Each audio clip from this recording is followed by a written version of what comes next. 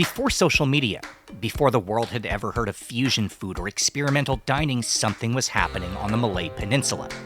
Chefs coming together in trading ports and mining villages, combining techniques and creating a whole new culinary culture. The food of Malaysia's Chinese doesn't tell a story. It tells dozens. From the rise of the Ming Dynasty to Napoleon's conquests, jade barons and cult leaders, and every single chapter has its own flavor. So today we're following the trail of the Peranakan, the Teochew, Hakka, Hokkien, Cantonese, Hainanese, and more, and exploring the wild singularity that led to a complete change in Asia's cuisine. For 2 years we've been immersed in one of food's great mysteries, but finally, this is the epic story of Malaysia's Chinese. Confusing. Confusing. Everything's confusing.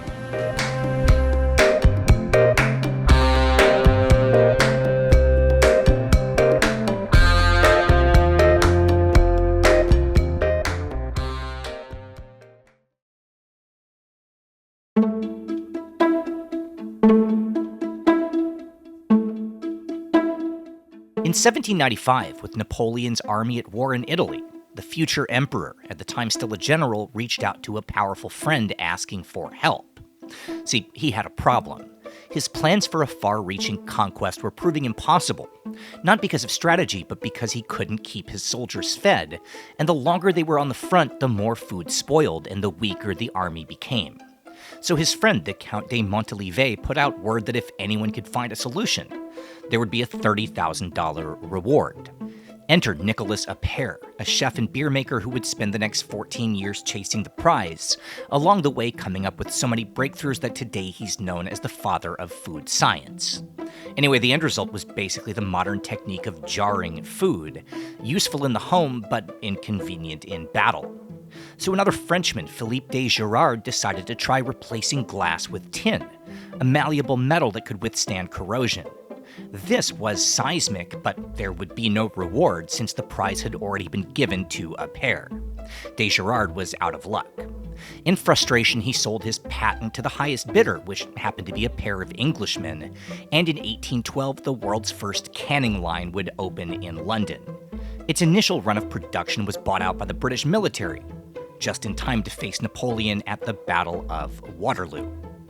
Anyway, demand for tin would explode, and since the British owned a monopoly on canning technology, the race was on to find enough supply to keep up with orders. 11,000 kilometers away on the other side of the world, in the British colony of Malaysia, a local official named Long Jafar was taking a walk. Suddenly, as the story goes, his elephant, La Route, saw something in the distance and sprinted off into the jungle, coming back 3 days later with its legs covered in silver-tinted mud. Long Jafar rode straight for Penang, rounded up 24 workers, and thus in 1848 was born Malaysia's first tin mine, named La Route after the elephant. To the British colonists, the discovery of tin was cause for celebration. They began scouting for more and more deposits, but this raised a new problem, which was that they would need workers, and the local Malays weren't an option since they hated the British and resented the mines being built on their land. The answer would come from China. It just so happened that this exact point in time, the middle of the 19th century, was one of the most volatile in Chinese history. The Opium Wars, the Taiping Rebellion, economic collapse, and mass inflation.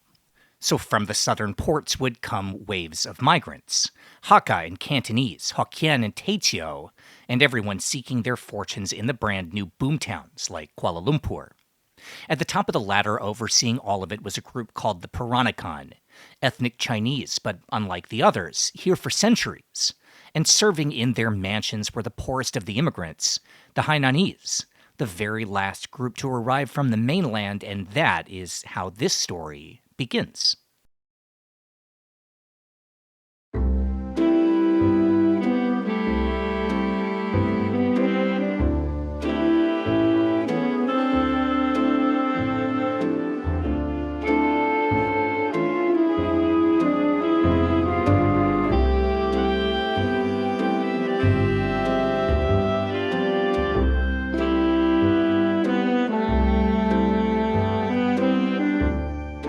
Nobody knows exactly how long the Phu Kopitiam has been serving their simple menu here in Kuala Lumpur's Chinatown.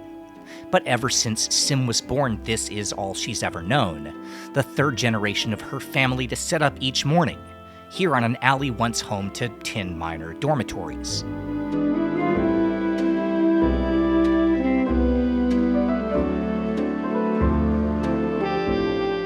The Hainanese first arrived in 1876, when the British opened a port in Haikou. Shut out of all the better jobs, they worked as servants, cooking food for the Peranakan and catering meetings with the British colonists.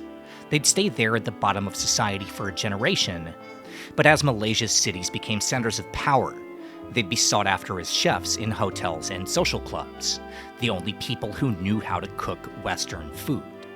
Then in 1919, one of those chefs struck out on his own, opening the first Kopitiam in Singapore, a humble cart selling coffee, eggs, and toast with kaya or coconut jam.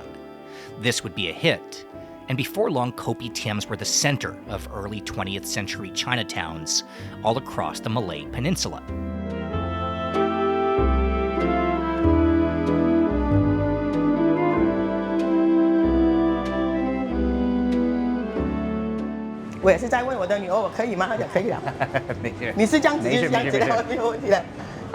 Okay, we have a tradition whenever I'm in Kuala Lumpur that I have to start my day with a really strong coffee from Fuhua. This is my favorite of the Kopitiam. This is my morning routine. Thank you. Really simple. You know, if you've watched our videos that we've taped in Thailand on the Kopitiam culture before, that is recognizable. You know, the coffee, kaya toast, egg, which I guess is coming, the soft-boiled egg. Hard-boiled, yes. And that's coming, and that's it. And that's how you start a day. I think in Malaysia the coffee is a little bit stronger. A lot of them is very strong. At least here. Sim, thank you so much for your time. Thank you for coming also. So I'll ask you questions in English, but feel free to respond in any language you want. Okay. When we talk about Kopitiam culture, it all started with Hainanese, and you come from a Hainanese yes, family. Yes, my father, my grandfather. So tell me about your family. 中文也可以。第一个是我的爷爷，开在海南，我来这边是第一代啦，第一代我看是有50-60年前啦，应该是有56年前啦。然后到我爸爸也是从海南来，13-14岁，我爸爸从海南也是过来这边来接手我爷爷的咖啡店，他跟我爷爷在做工，然后我的爷爷做不到了。我爸爸就接手来做，然后他就跟我妈妈结婚了。我妈妈是从中国的广东来，然后我的婆婆是第一代来，我妈妈是这边的马来西亚华人，在这边出世我妈妈，然后就跟我爸爸结婚，然后又有我们，然后我们又接手我爸爸妈妈的生意，当我妈妈做不到的时候，我爸爸pass away了，就是我妈妈接手，我妈妈做到差不多80岁了，现在做不到了，就轮到我们来接手啊。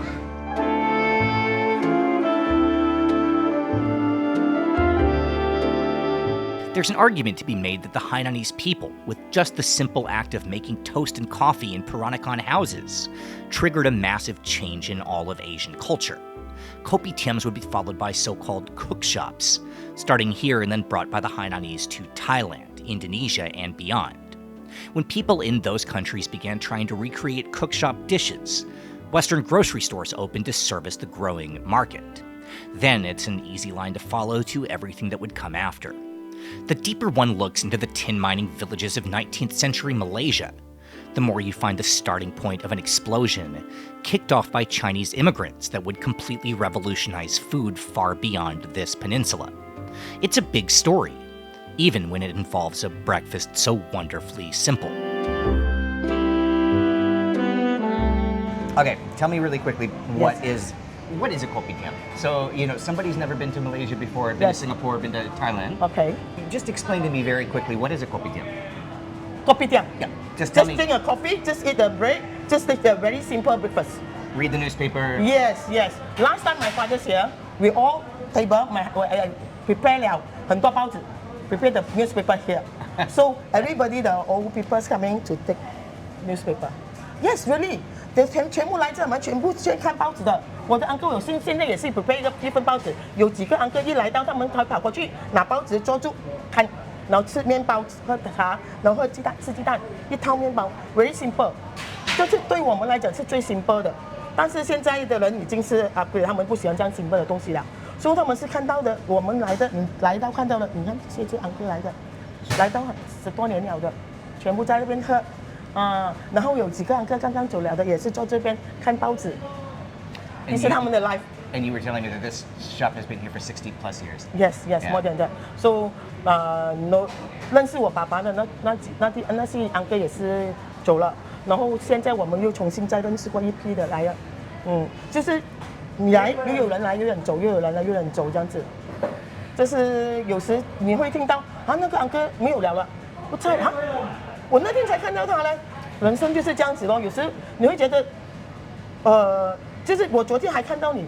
突然间每一天我都看到你，突然间1个礼拜看不到你，你得到的 news is 他 pass away 了，所以你会觉得中国人生就是很无常啊，所以你要珍惜咯，我是觉得珍惜咯。所以他们有讲，中国你的 coffee 还是2 ringgit 啊，2 ringgit is for here is very cheap already， 很 cheap 了的，2块钱一个杯咖啡，外面已经很高价了，2块多3块。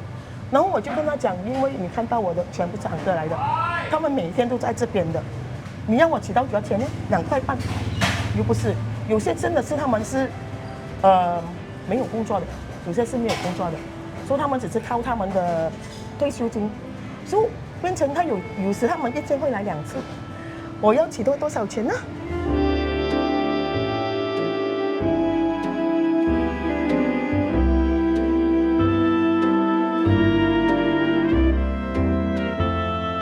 ？Sometimes I say, are you off tomorrow? Huh? You off tomorrow? Then we want to go where? We want to stay where? Because they usually is here already. Yeah. So when they open eyes, they will automatically coming here. Coming here, sitting is the tradition. So you can look, who is coming here? Okay, we know already. They just sit down. We know what you want. Okay, we just know. Okay, how many? Just you want the egg, hard-boiled egg or bread only. If not, your coffee is coffee. Every day is the same thing. Crazy. Yes, so every nice. day like this uncle also. But Kuih Leng is the. I need to let you get back because now there's people who are No, coming it's here. okay because I asked because today I need to check my how to say the medical. So I asked my daughter to come here today. Okay. I asked her to off today one day. Fourth generation for this coffee shop. Yes, if I'm my daughter, but I won't let my daughter to keep going because I just got 2 daughters only. So the eldest one is 20 years old. So I asked them after college, don't continue. 为什么？很辛苦，我们5点就要起身 ，early morning 5 you want to wake up. Then you coming here because I'm staying in Klang. So if for somebody say it's very far, but you need to take half hour you want to come here. Then raining day I cannot make a business. Okay, because sometimes it will be flood. Okay, and then very hot sunny day. Nobody come also because very hot the weather. So Let me ask you one question Yes. before we stop because I want to drink this while it's hot. Oh, okay. I might get a second one too. But and I'll get Dennis's tea. But let me ask you just one question. Okay. On that topic, in Thailand where we live, okay. sometimes these kopitiam may be almost 100 years old, but starting to disappear. Younger generation not taking over. Yes, more of them. Are you worried that in the future maybe businesses like this will disappear? Yes. Because it's such a big part of the culture here. Yes. From starting KL also now in our KL, I don't know whether other country also do not, I don't know. But starting our area here, maybe government will say they want to upgrade our place, don't like our store like that because not hygiene or anything, I don't know, not nice or what, there will be disappear. Not fit the image. Yes. So they say they want to upgrade our place here, but will be send us to other place. So maybe the back alley is no more. So this one is the most of the, I'm worried about the things is this thing. So then can I ask you to look into the camera Okay. and invite people to come visit you here? Okay. Hopefully for a long, long time, but at least for now, if people come to KL to come and visit you at this restaurant. Okay. Any language you want. Oh, okay. So 谢谢你们2位的到来，也希望你们可以看到，我的视频的话，来照顾一下我们的生意，因为真的现在的生意真的很难做，因为我们是在小乡里面不是很多人会知道我们的地方，我们也是希望有一些 media 的途径来照顾我们的生意，谢谢你们。Thank you.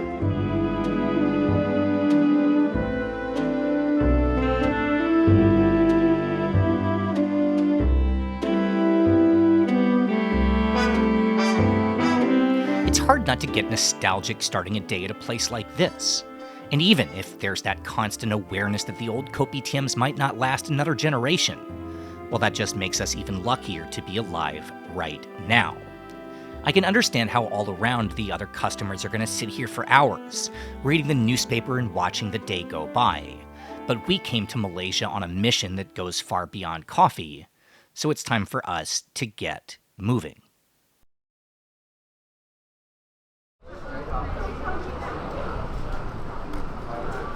I wonder what the people who built these houses in like 1810, 1820 would think after they uprooted their lives from Singapore, Penang, fought off the pirates or evaded the pirates coming here on the water, set up their tin mining businesses, built a new life here to now look and see this is like trinket shops, mango sticky rice, and organic coffee roasters serving tourists from all over the world.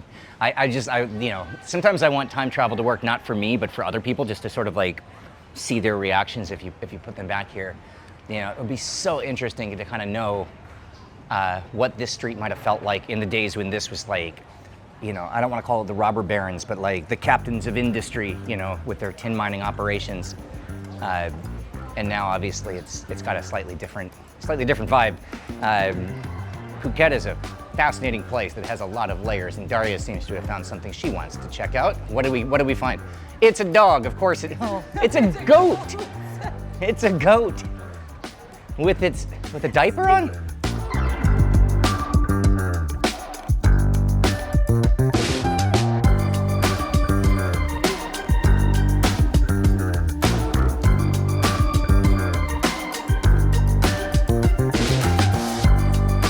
Our trip to Kuala Lumpur and the dots we're trying to connect visiting places like the Kopitiam, well, all of it started here in Phuket in 2024. Let me explain. The short version of the story is we came here to make a video, a mini Phuket food crawl while Daria was in town to run the marathon. But while we were filming, we kept hearing stories about the island's first settlers, the people who gave it its name, Chinese tin miners who came by way of the Malay Peninsula. So we figured we'd work in one more shoot and check out the places said to serve real old-school Phuket Chinese cuisine. It did not go according to plan.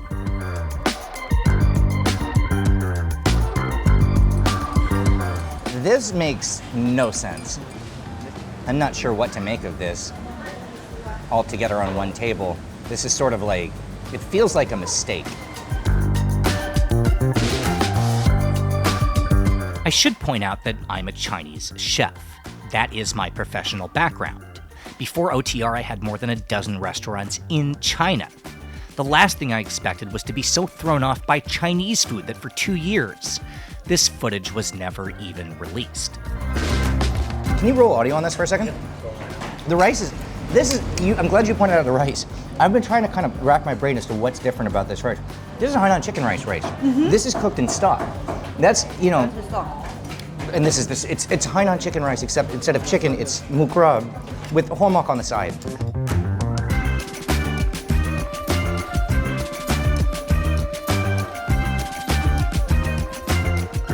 I'll try to make this simple if you're not familiar with regional Chinese food. The dishes at each place we visited are real, they exist. But here it's like, I don't know, somewhere else in the multiverse. It wasn't fusion, more like combinations that blend stuff from different centuries. Stir fries presented as soups, soups somehow deconstructed and deep fried. Black was white, up was down, and after 2 weeks of trying to write this video, I gave up and we moved on to the next one. But I couldn't get this out of my head. So let me explain why 2 years later we're finally digging this back up on a shoot in Kuala Lumpur. Now, I'll make this quick, but basically, if there's one thing we've learned in 3 years of deep diving into food on OTR, it's that nothing appears in a vacuum. Everything is a product of some blend of people, ingredients, and timing, and when you unlock that formula, it all makes sense. Always. Which means there had to be something we were missing. The one variable we knew for sure was Phuket itself. Basically, the story goes that in 1809, the island was emptied of people after a war between Siam and Burma, and it would stay unoccupied for 20 years until a handful of tin miners arrived and started working the land. But that's not relevant to the food, which we know because newspapers in Malaysia were so horrified by this new settlement, they described in detail a place of gambling dens and opium so useless that the people would starve unless rice and vegetables were literally brought from Penang ready to eat. Finally, in 1902, the Siamese government got involved, trying to capitalize on the riches of the tin trade. They appointed a boss to develop the island, a man named Kaw Sim Bee, born in Siam to a Hokkien Chinese family that had made a fortune mining tin in Malaysia.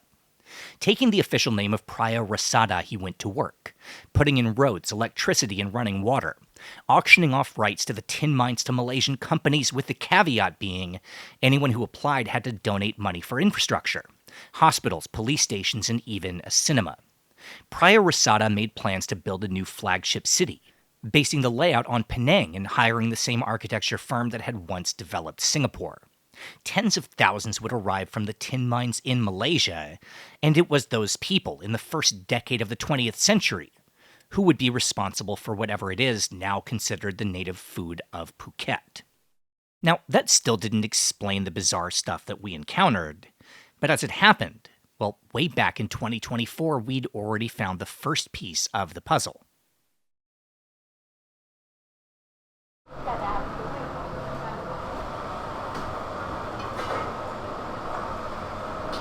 All right, so we tried a variation of this in our last shoot, which was last week, or in actual chronological time yesterday, which was the kind of regional version from the fishing village up north. But this is what is sort of the staple version of Hokkien Mee, the Hokkien Fujianese noodles found all over Phuket. A perfect way for us to kind of end this shoot because the rainstorm is coming. We are in the tropics. It's so like, I don't want to say plain. You know, Hokkien Fujianese food is not a bold and overpowering flavor. It's meat broths, you know, and it's so influential on like Malaysian, Singaporean, Chinese diaspora all over Southeast Asia. It's fascinating to try the local versions here in Phuket. And maybe what's most exciting to me is this revelation that everything's served with a side of hom hak, the softer version of our favorite fish curry mousse, very coconutty. And in fact, I'm going to give that the first try before we go for the soup.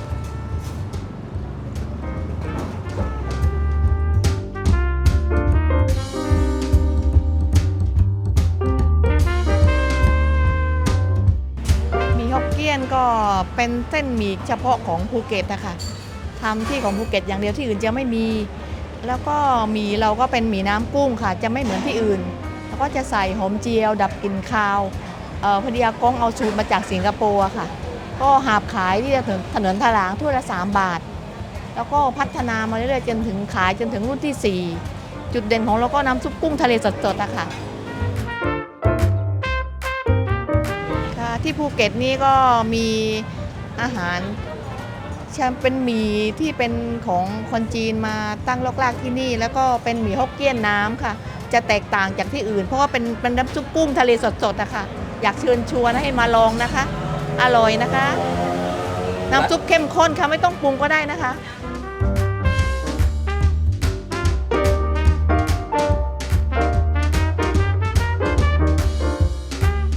All right, now, if the story's not yet becoming obvious, well, no worries. It took me 2 years to sort it out.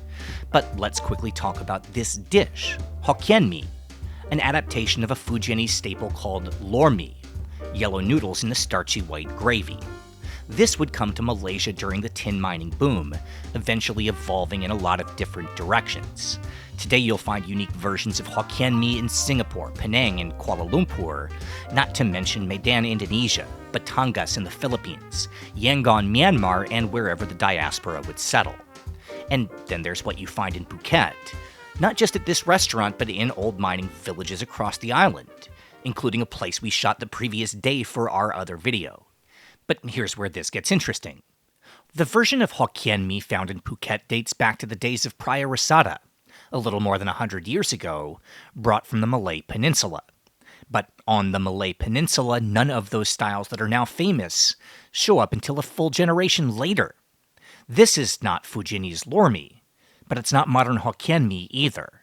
It must be something in between, a time capsule from the days of those tin miners. And maybe so was everything else.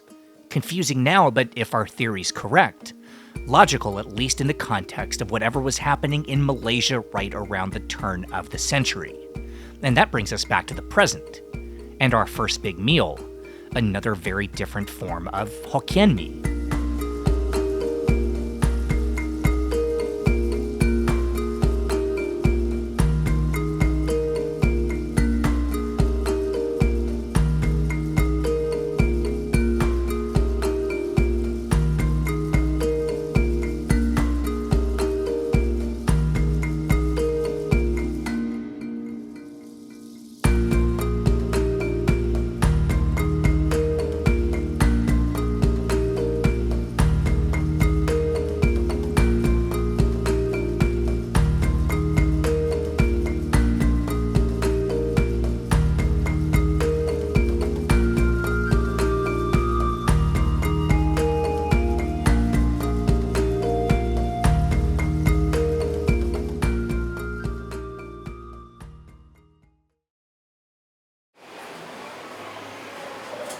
All right, we have to be a little bit cautious about how much we're going to eat because we have like a 12-course dinner waiting not that long from now.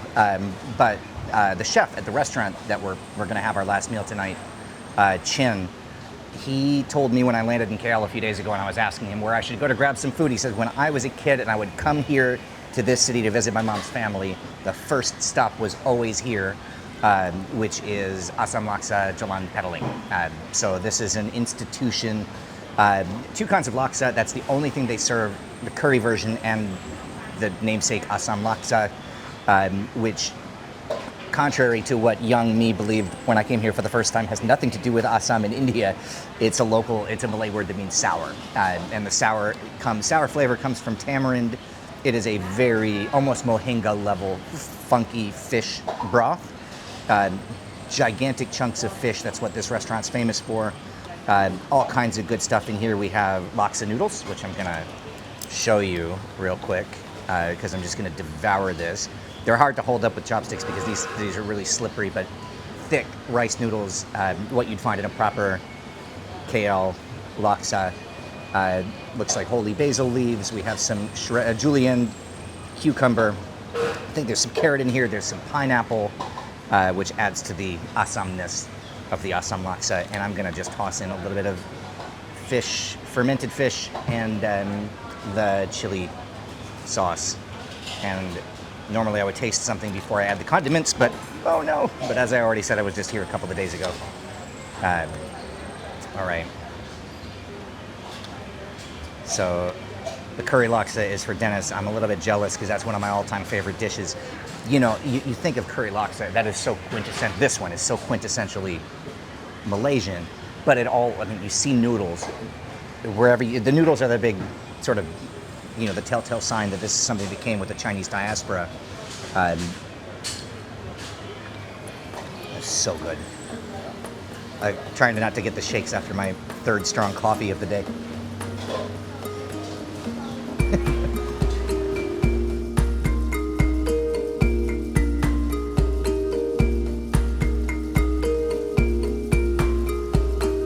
I don't recommend doing this, but if you want to start a fight in Malaysia, ask a group of people for the best kind of laksa. This will get heated. According to local media, there are 10 main forms of Malaysian laksa, or 22, or 50. The national icons are Asam Laksa, sour and based on fish stock and tamarind, along with curry laksa and the similar but richer and funkier Nyonya Laksa. But go a little deeper and you'll find variations in every state or even neighborhood, as diverse as the coconut-heavy Kelantan Laksam, Sarawak Laksa, dubbed by Anthony Bourdain as the breakfast of the gods, and Laksa Johor, of all things using spaghetti, allegedly after an 1880 trip to Italy by the local sultan. Even stopping there puts me at risk of ticking off a ton of people by ignoring their own favorite laksas, but we have food to eat. And right now, that's the only thing that matters.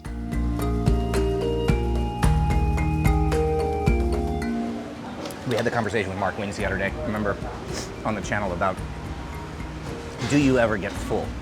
He's like, if I'm in a city where I don't live, or I'm in a city that's new to me, where I don't know all the food, of course I don't get full. You see something that you've either never tried before, or in this case, can't get where we live. And I'm like, doesn't matter how much we've eaten the last few days, I'm right back to being like, I'm gonna swallow every single bite of this and be ready for our next meal, which is actually in about 15 minutes, Dennis, just so you know, we got another meal in like 15 minutes. This is up there with anything we've had on this trip.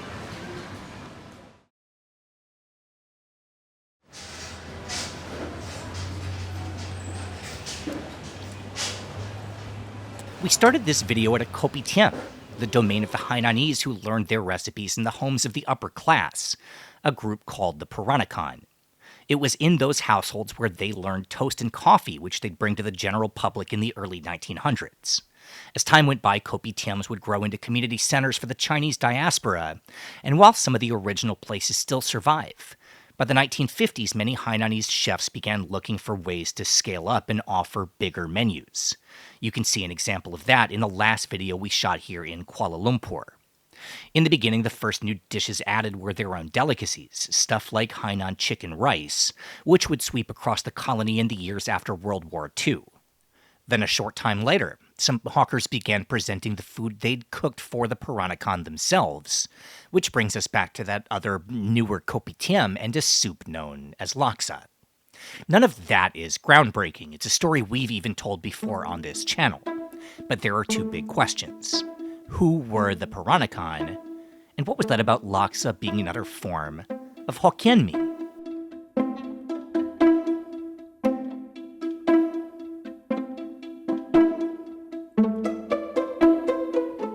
Around 600 years ago, things were tense on the Malay Peninsula. Singapore was under siege by the Indonesian Majapahit and the lands to the north claimed by Ayutthaya, the ascendant new Siamese kingdom. In the middle of all of that, an exiled Sumatran prince named Parameswara landed on the central coast, and along with 2,000 followers, started construction of a brand new settlement that he would call Malacca. Now, at that same time, far to the northeast, things were no better in Ming Dynasty China. The new rulers had inherited a country racked by starvation, rebellion, and economic crisis in the last years of Mongolian rule. So to try to hold the country together, the Ming closed the borders to stockpile resources and rebuild the country. They pulled out of their own Silk Road and shut down their ocean ports. But soon the word got out that China was weak and ripe for invasion. To counter the rumors, the emperor sent out a massive armada, captained by the Admiral Zheng He, with 300 ships and 28,000 men, to sail through the oceans and basically send a message: don't mess with China. And in the late fall of 1405, the fleet would land in Malacca and change the course of history. Parameswara paddled out to Zheng He's flagship, bringing gifts and an offer. He would grant his new city to China as a vassal, in exchange for protection against the Siamese and Indonesians. Now, Malacca was tiny, just a small fishing village, but Zheng He knew its location was priceless, right on the path between China and India, and a gateway to the Spice Islands. So the two men set sail for the Chinese capital, and the deal was done. The Ming would protect Malacca and send merchants to build a trading dock, and China would reopen 2 southern ports in coastal Fujian, restarting international commerce to just one city, the village of Malacca. Now, as you might imagine, this would have a colossal impact. Overnight, this nothing settlement of 2,000 people was now the only place anywhere selling Chinese goods on the open market. Traders flocked to the Malay Peninsula from India, Persia, and as far away as Europe. And to handle the commerce, thousands of Fujianese migrants relocated to Malacca, building new homes in the growing city. Now, these were not just any migrants. All of them were merchants, members of the top of society who before the trade ban had played major roles in the maritime Silk Road. And they were all men, since Chinese law said that women could not sail on ocean voyages. Soon enough after arriving in Malacca, these men would take local wives or buy concubines from Sumatra and begin to start new families. And this brings us to food. In a neighborhood called Bukit Cina, a culinary exchange would take place. Chinese recipes cooked by Malay or Indonesian women creating new concepts. For example, turning simple Fujianese noodles into dishes like laksa, adding in local ingredients like tamarind and shrimp paste. Now, in time, these mixed couples would have children raised speaking Hokkien Chinese and practicing Taoism and Buddhism, but also taking on elements of local culture. The Moluccans called this second generation Peranakan, meaning native born. But the Chinese Peranakans had a different name for themselves, the Baba Nyonya, or Sirs and Madams. A lofty title, but then it made sense since this was the upper class. Remember, they controlled pretty much the entire maritime trade of Chinese products, silk and jade and refined sugar. They were wealthy when they arrived, but in Malacca they'd become rich beyond comprehension. And because of the language divide, their kids married other Baba Nyonya, keeping the wealth inside the community. In 1511, the Portuguese would invade and seize Malacca, and while this would be catastrophic for the local Malays, the Baba Nyonya were there for business. So instead of fighting, they became partners of the Portuguese, expanding their customer base into continental Europe. And this would add another element to the cuisine. For example, a Portuguese dessert known as sericaya, becoming kaya, the breakfast jam now served on bread. Anyway, a century later, the Portuguese were kicked out by the Dutch, who brought Malacca into an empire including Java, Sumatra, and much of the Indonesian islands. And groups of Baba Nyonya would fan out and build new homes in Dutch trading settlements, in the process adding dishes like beef rendang to their culinary lexicon, and Thai holmok, brought to Palembang by Siamese migrants and referred to by the Peranakan as otak otak, Malay for brains, referencing the soft texture.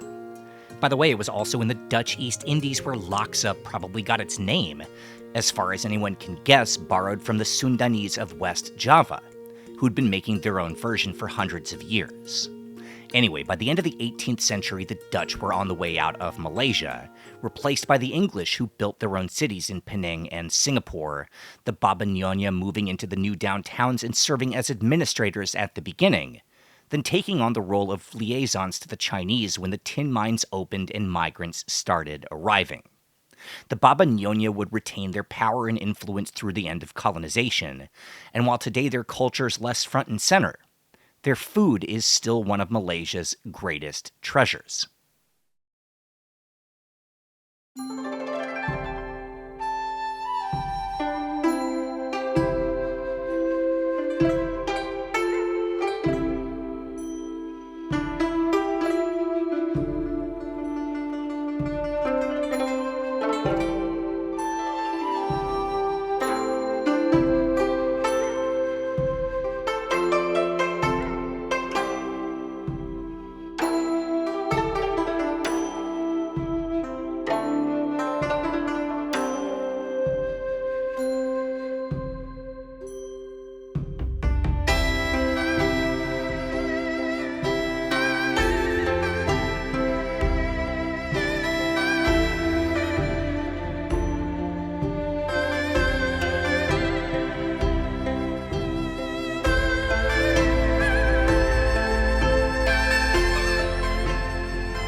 Okay, so first of all, I am going to make this relatively quick because that food looks gorgeous. So thank you so much for welcoming us to your beautiful restaurant. Thank you. So we are at a place called the Peranakan. Okay. What does Peranakan mean? Okay. Peranakan is a Malay word. The term is to describe local bonds. If you direct translate, it's local bond. Yeah, which means under the Peranakan umbrella, there are about 8 different nationalities. In Southeast Asia, there are about 5 million Peranakans, of which 80% are of Chinese descent, mostly from Phuket province. I'm a Phuket from Phuket, I'm Peranakan from Phuket, 8th generation. And the rest, you get Peranakan, which is Indonesian Peranakan, Portuguese, Indian Peranakan, Dutch Peranakan, Arab Peranakan, Indonesian Peranakan, and Myanmar Peranakan. And basically, during the 14th century onwards, these are all seafarers. They come from all over the world to trade in Southeast Asia for the spice trade. So if you look deep into history, most of them are all located beside the ports. you know. So when they trade, they live here, they live in Southeast Asia, they're married to the local. Their offsprings during this period are called Peranakan. And as you were explaining to me, if a family moves, for example, to Malaysia, what's Yes. now Malaysia, No. but does not marry with locals, they stay, then they're just immigrants. They're Yes, not they're Peranakan. not, they're Peranakan not. must be mixed. Must be mixed, and the period is over. Let's say now you come over, you marry a local, your children are no more Peranakan. But there's also a very unique culture for Peranakan Chinese. Yes. You know, it's not Yes. just about ethnicity, it's also about culture, Food, language, food. language, So yeah. can you tell me just a little bit about how you would introduce that to somebody? Okay, I can talk better under the Chinese Peranakan. Okay, under the Chinese Peranakan in Malaysia, the male are called the babas, the female are called the nyonyas. Okay, our ancestors, they came over here as traders, so they are not immigrants like the later Chinese who came over here to work. Because they were traders, they managed to bring in a lot of their culture. For example, their jewelry, their costume, their ceramics. You know, if you see, it's a very rich culture. At the same time, they bring in their kitchen. But they were originally Chinese kitchen, but because they live in Southeast Asia for so long, they assimilated into the culture. So the ladies or the nyonyas, when they cook, they will try out with the local produce, which is found locally. I give you a very simple example. The Penang Peranakan, their influence from the kitchen is more from Thailand. So they're a bit sweet, a bit sourish. We, because of the Straits of Malacca very near to Medan, our influence is from Indonesia. So our food is a little bit heavier in taste, the flavor, and a bit more spicier. And Singapore is also from the South Peranakan. We call ourselves the Southern Peranakan. Penang Peranakan is the Northern Peranakan. And that explains why, for example, a Sumatran dish like beef, or like rendang, Yes, right, rendang. has become absorbed into Peranakan households, Yes, right? You see also. that on menus Yes, yes. in otherwise sort of Chinese inspired. It's very interesting. Yes. And big flavors and Right. a lot of sourness. So I think one of the most signature flavors of Peranakan food, at least from Malacca and Singapore Yes. itself, Asam pedas. is tamarind. Yes. Soured. Yes. Something maybe you wouldn't find in similar dishes in China. Yes. What are the other key flavors and ingredients if you want to understand? Galingal, blue ginger, yeah, galingal. We use a lot of serai, which is lemongrass, right? So basically, why we do not use the spices found in China because of the weather. So as people settle in a region, they use what is found locally, and because we are in the equatorial area, our spices, we make use of the spices instead of importing, because those days it's not convenient to import spices, you see. So some dried goods like mushroom, right, from China, we use, right, like soya. Because they last a long Yeah, time. because they last Yeah. a long time. So fresh produce like spices and all, mainly we find in our own surrounding. So the food has tweaked a little bit, yeah. For example, you were talking about rendang. Indonesian rendang have their own version. We have our own version. Most rendang in Indonesia, they're a bit on the sweety side. Ours is more on the savory side. You see, because the Chinese in general don't quite like sweet food. You see, so basically it's an evolution of centuries, you know. And even for a single dish like ponte, which is famous, we got 3 different families of doing ponte. When I say 3 families, the recipe is they got 3 different sweetness. My grandparents, when my grandma cooked ponte, she used sugar cane. They slice the sugar cane in cubes, and then she put and braise the pork or the chicken. And she was from Malacca. Yes. So your family's Yes. from Malacca, which Yes, is our its descendants. own. Yes, yes. You can recognize the food from Malacca, Peranakan, And Penang. and Penang. Yes, Yeah. definitely.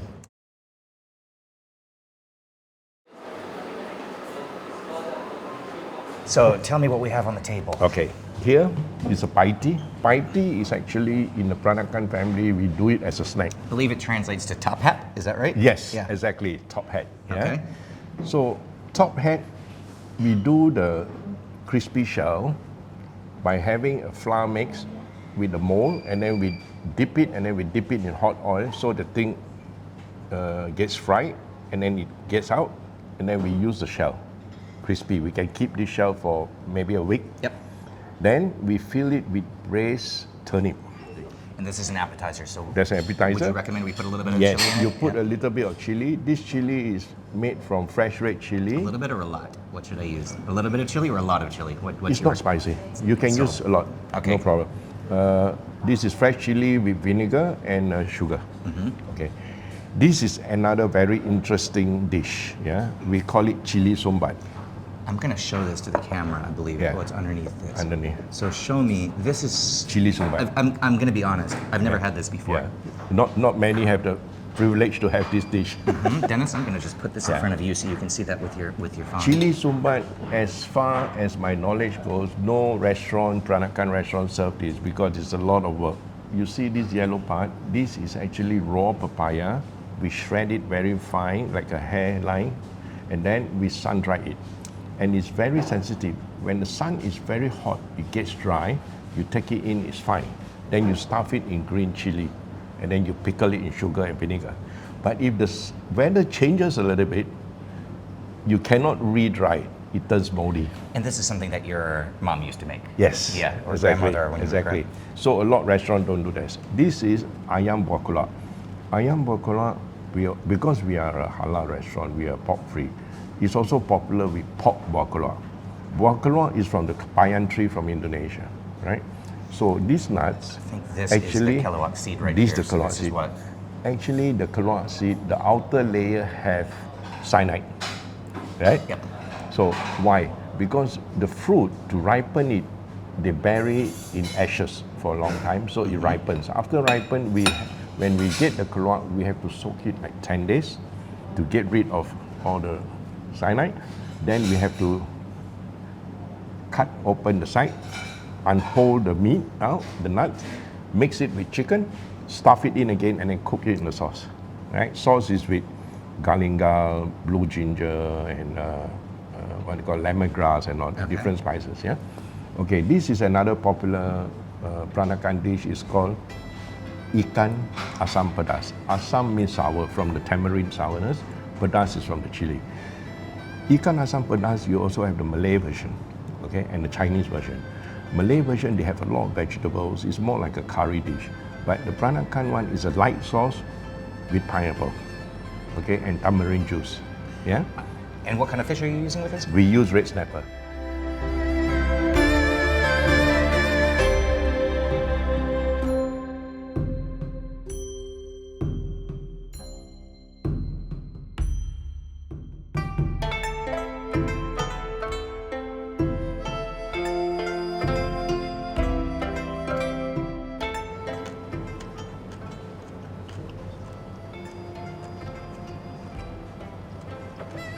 Pickle. This is so cool. And this is so interesting. Everything is something that I've never tried Different, before. yeah. This is one of the best meals I've had in a long time. Thank you so much, thank Chef. you. Please thank Chef Rose for me too. Yeah, we'll do.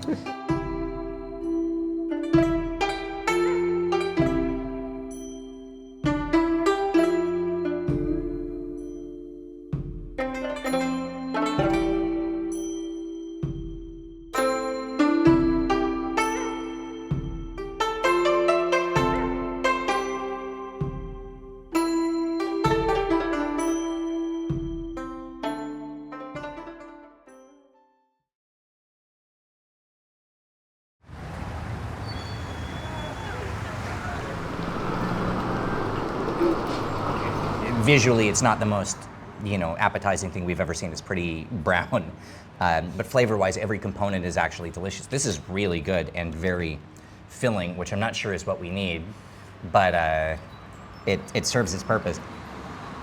Cool. I'm happy with this. Oh, this sauce is not what I thought it was. This is. Again, we're looking for hints and influences of what's beyond just the standard Chinese foods. This is a tamarind-based sauce. Oh, wow. So, not at all what I expected. Dip it into that, that's fantastic. Now, for whatever reason, the influence of the Peranakan is often overlooked, limited to stuff like laksa that was introduced by the Hainanese, at least to the general public. But when you know what you're looking for and pick up on clues like tamarind, a different story starts to take shape. Let me take you along down the rabbit hole of lor bak, the unofficial signature of Phuket's Old Town. It's a real dish that exists in Fujian, China, though the characters just mean braised pork. And that's what it is. Pork meat cooked in soy sauce.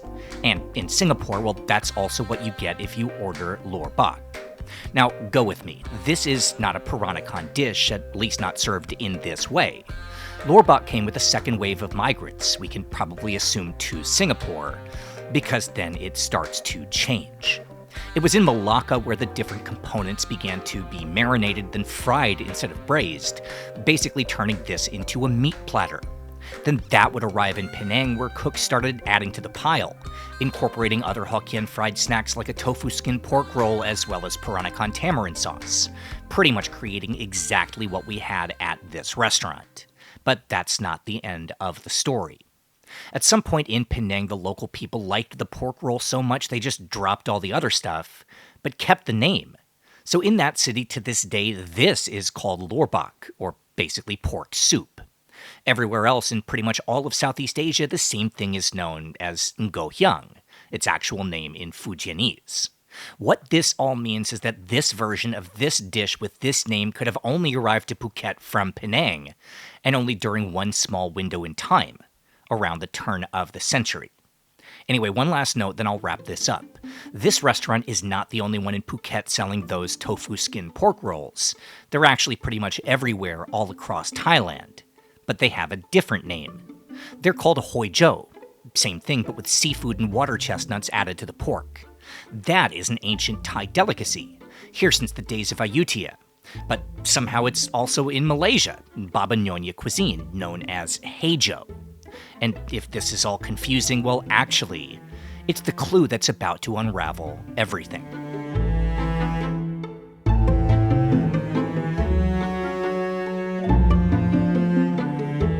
In 1837, a man named Hong Xiuquan, a Kejiao or Hakka from China's Guangdong province, failed the civil service exam for the third time. At the edge of despair, something snapped and Hong had a breakdown, collapsing into hysterics for days on end, and when he came to, he announced he'd had a vision. The short version of the story is Hong was revealed to be the son of God, the brother of Jesus, sent to Earth to rid China of the demonic evil known as Confucianism, and the only way to do that would be to overthrow the Qing dynasty and take over the country. But that's not the crazy part. Now, the crazy part is that it almost worked.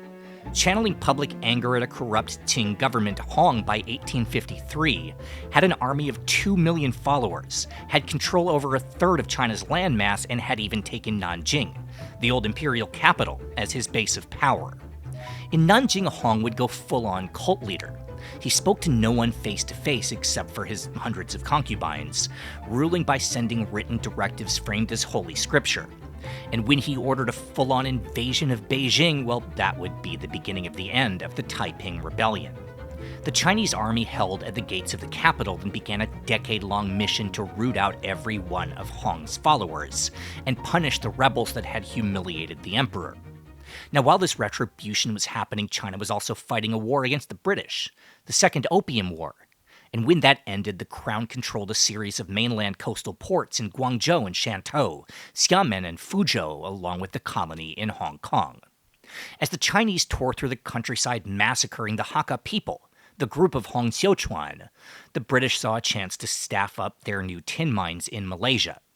They opened their ships to the Hakka, tens or even hundreds of thousands sailing south, including Yap Aloy, the father of Kuala Lumpur, and Fu Chu Chun, who would become known as the Tin King, at one point the richest man in Asia.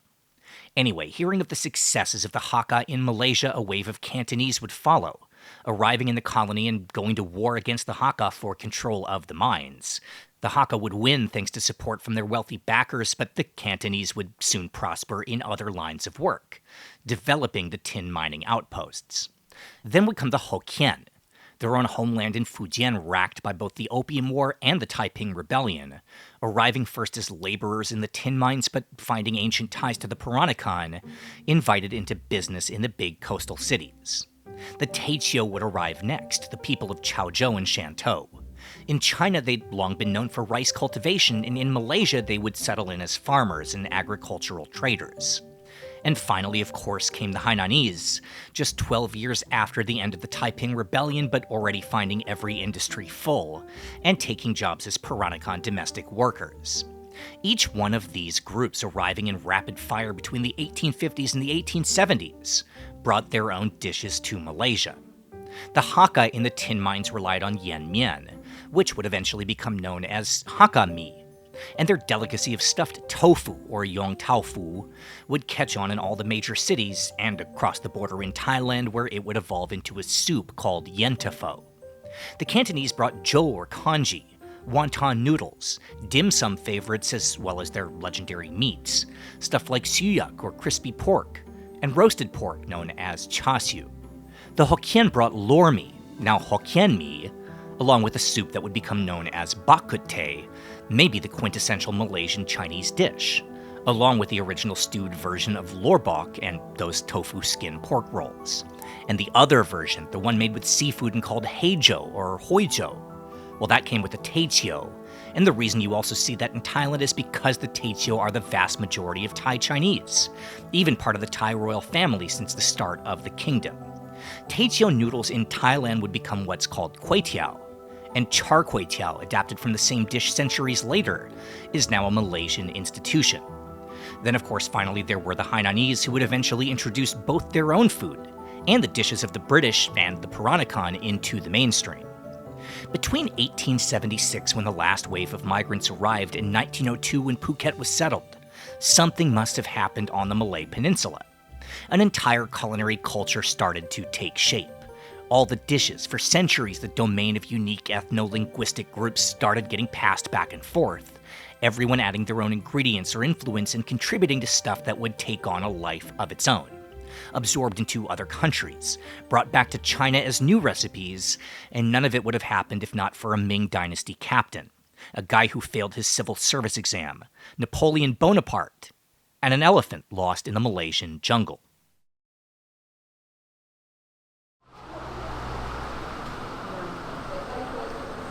This is a complete fever dream of a whole bunch of different stuff on a table.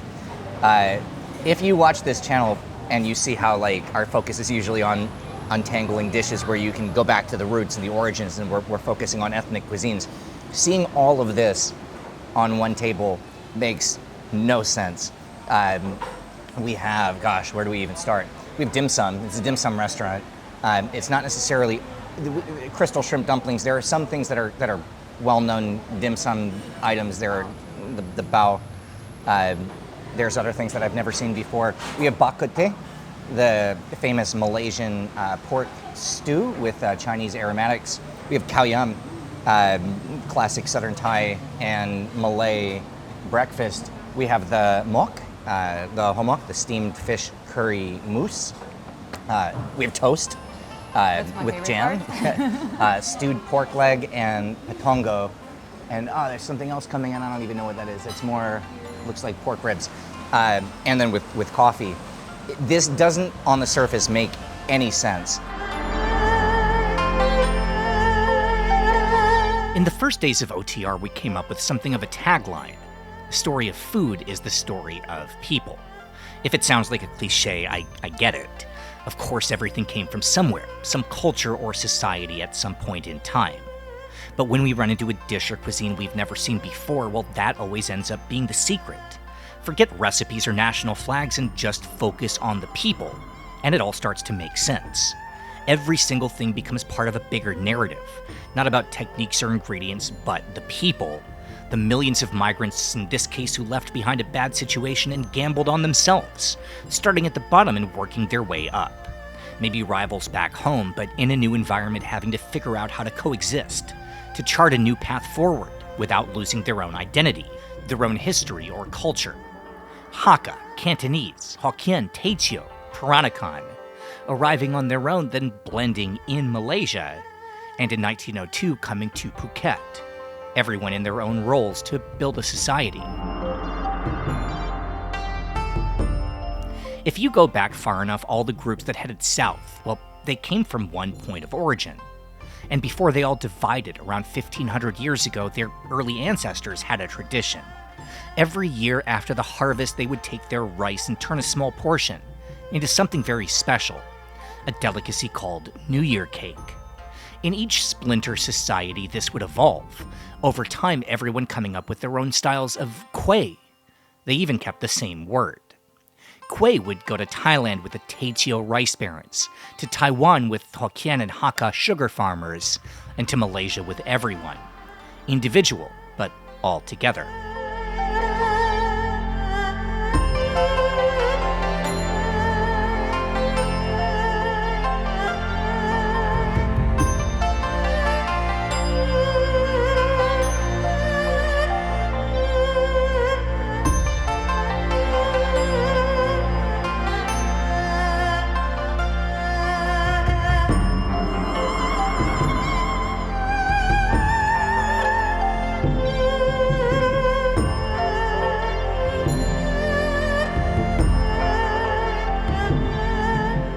My mom, she used to make this for a living.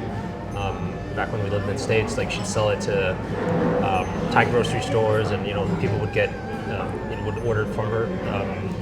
But like her specialty would be like kind of like this one. Yeah. Like this Yeah, green hold one. it up. It's fine. You can finish it Like off. this green one right here. Yep. Hers would be like kind of layered, called like kanam chan. It's like part of my childhood, man. Yeah. All this like kanam pai.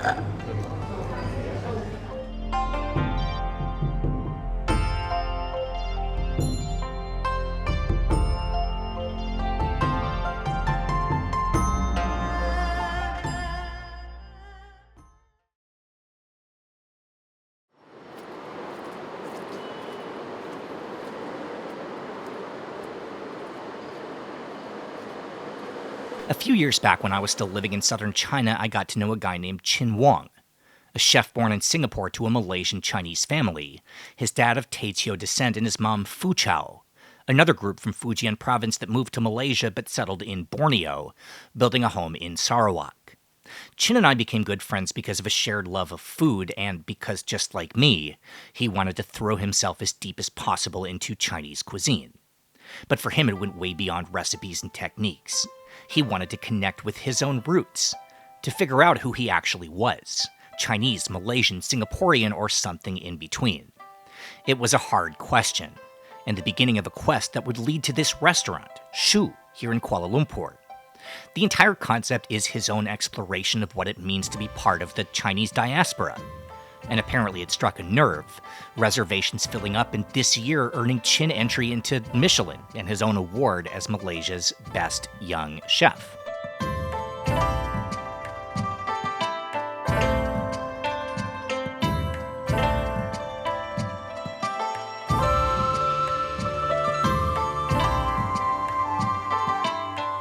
Start at the beginning. When I ask who you are, your mom's Malaysian, Chinese. Your father is Singaporean Chinese? Yes. You were born in Singapore. You're cooking in Kuala Lumpur. Your name is Chinese. How do you identify? It's complicated, right? Because I'm a third culture kid as well. So I guess I would call myself Chinese. But then again, not really. My command of the Chinese language is decent, it's not amazing. I know nothing about the culture, or next to nothing if I'm being very kind to myself. I'm not Singaporean Chinese, I don't hold a passport. I grew up there, but I never really belonged there. I definitely don't feel like I belong in Malaysia either, because I don't really understand the culture, because I didn't grow up here. So who I am is a really complicated topic. But in your household, would you say that the culture was Chinese? What would how did It's you? Chinese-ish, if that makes sense. Yeah. Because we practice some of the traditions, but it's not the same as in China. It's been adapted for Southeast Asia. I don't want to keep you here all night by just delving too deep into it. And this isn't a therapy session. I'm sorry. But your mom, I didn't know this until you told me this on this trip. Your mom grew up in a family from Sarawak in Borneo, where there's a really interesting sort of Chinese community that is, so like, since we're at a restaurant, you're wearing the chef's whites. What was the food like for your mom's side of the family that you were exposed to when you were younger? It's a lot of Hong Zao. The red rice Chinese, they'll cook a lot of things in Hong Zao. My grandma raised her own animals, had her own, she farmed, so there was a lot of fresh vegetables that were cooked, just like a quick stir fry, chicken soup. I don't know whether it's Fuzhou food, but it was what they ate. It was Malaysian Fuzhou food, I guess. And how about for your dad's side of the family, which I guess is what you would have been probably maybe more exposed to because you grew up in Singapore? But I don't know, how would you define kind of your exposure to that, to the Singaporean side of the food that So I thought it was Teochew food. And then I went to China and I was like, it's not exactly Teochew food. So Singaporean Teochew food, I guess. You have the luya, the braised ducks, you have your steamed fish, but it's all a little bit different. So before we talk about the restaurant, I want to stay on that because you said something that was really interesting to me, and I made a note of this when we were just talking to start this. You know, when you started exploring the cuisine of the Chinese diaspora, what you made note of, and we, for example, like one here in Malaysia, interesting, I mean, there's a million, but just today I was thinking about this with otak otak, which in Thailand is a homok. You know, in Cambodia it's fish amok.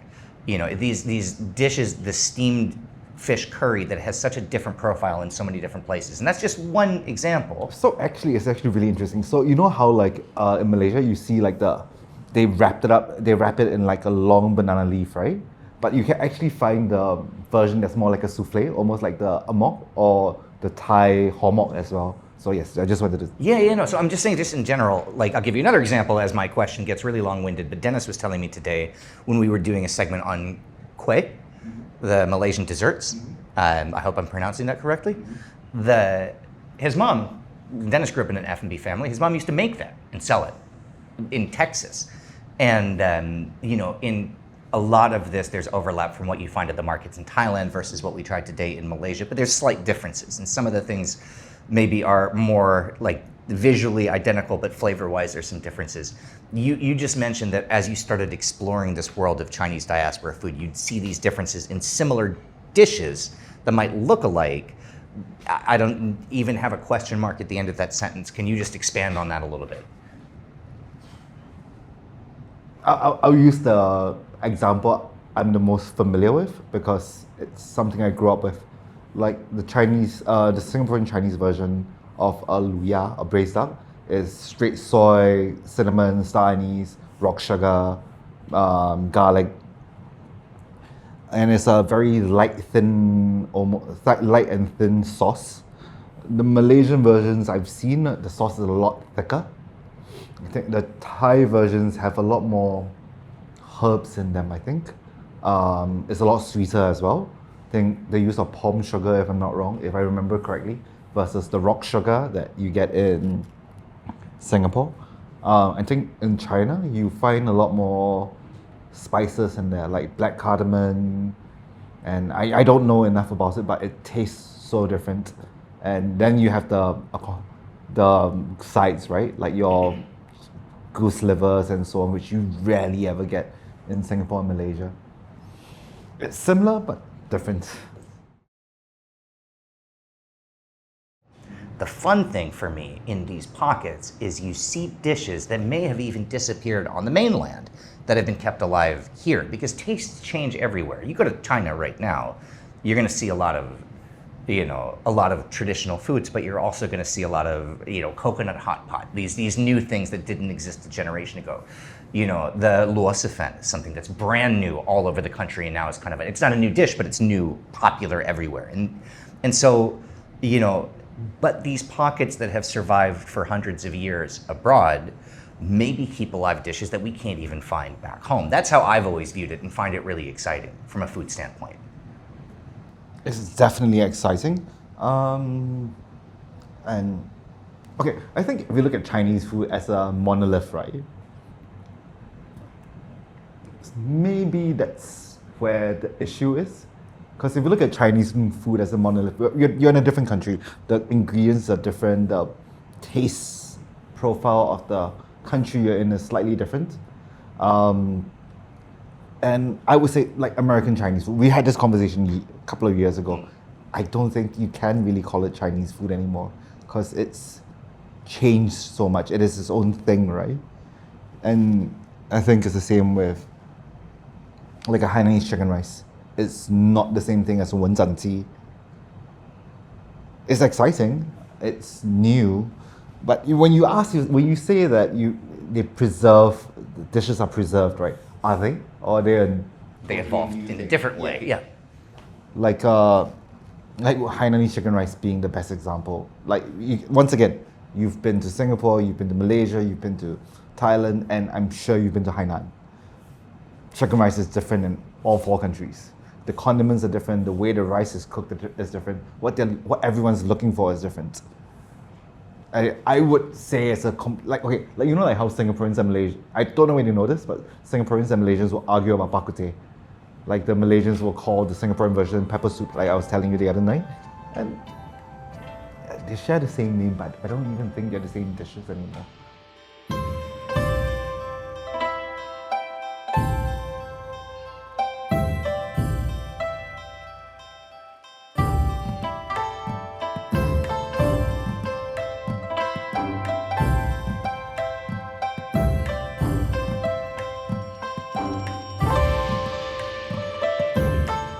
Title your menu identity. Why? Because the whole menu is a search for identity. Like it's a search for identity in terms of the food. Because people think we're a Chinese restaurant. Like we have requests for fried rice and so on. But that's not what we do. That's not who we are. I can't cook you a good fried rice. It'll probably be terrible. I'm a terrible Chinese. And also for my own identity, like who am I as a cook? Who am I as a person? Where is my place in the culture? Like it's like we went to China recently, and we dined at Linglong, for example. And I think the chef there is someone who's very confident of his own identity. He's Chinese after all, right? And he served dishes that I would never dare to serve. And I was like, this is a gnocchi, but with a Parmesan sauce. I would never dare serve this because it's just, you start asking yourself this question. When I start asking myself this question when I'm cooking, is this Chinese enough? Is this too Chinese? So, yeah, that's what I think. That's what we mean by identity, right? The little struggle to find your own identity and your own place.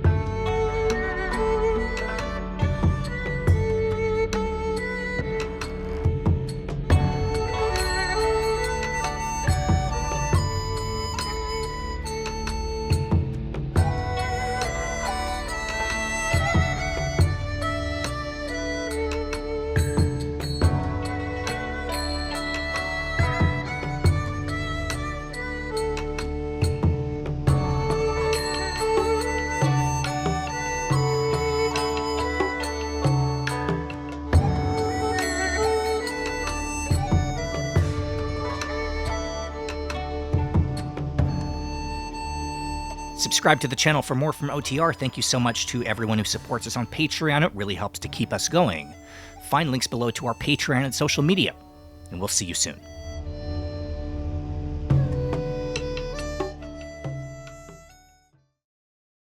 So yeah, this is, I'm gonna mix up the khao yam. This is kind of like a greatest hits of breakfasts from around the world.